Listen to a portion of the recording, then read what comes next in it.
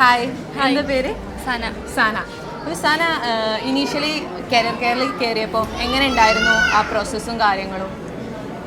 ടെൻഷനായിരുന്നു ആദ്യം, പക്ഷേ ഇർഫാൻ സാറ് 24/7 നമുക്ക് എപ്പോൾ ഡൗട്ട് ചോദിച്ചാൽ എന്ത് ടെൻഷൻ ഉണ്ടെങ്കിലും ഫുൾ ടൈം ഇർഫാൻ സാറിൻ്റെ ഗൈഡൻസ് ഉണ്ടായിരുന്നു. പിന്നെ അതേപോലെ നമുക്ക് എന്തെങ്കിലും ഡൗട്ട് ഉണ്ടെങ്കിൽ നമുക്ക് സീനിയേഴ്സായിട്ട് കോൺടാക്റ്റ് ഉണ്ടായിരുന്നു. അവരുടെ കോൺടാക്റ്റ് നമുക്ക് എല്ലാം നല്ല രീതിക്ക് വേണം. അപ്പോൾ ഇന്നൊരു സർപ്രൈസ് ആയിട്ടുള്ളൊരു ഇത് കിട്ടി, ഗിഫ്റ്റ് കിട്ടി. എന്താണ് അതിൽ വിചാരിച്ചിരുന്നോ?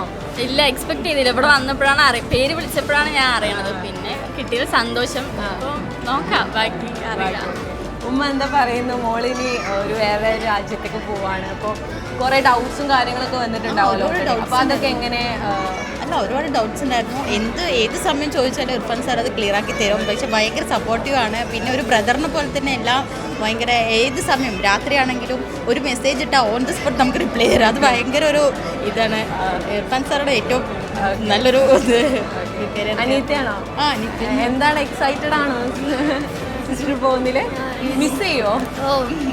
ടെൻഷനാണ് ഇപ്പോൾ പോകുന്നത്. പിന്നെ ഞങ്ങളുടെ ഒരു റിലേറ്റീവ് ഉണ്ട്, 3rd ഇയർ സ്റ്റുഡൻറ്റ്. പിന്നെ ആ കുട്ടി പറഞ്ഞിട്ടുള്ള എല്ലാതും അറിഞ്ഞ ടഷ്കൻ്റെ ഏറ്റവും ബെസ്റ്റ് എന്ന് ഞങ്ങൾ തിരഞ്ഞെടുത്തത്. Okay, thank you. All the best.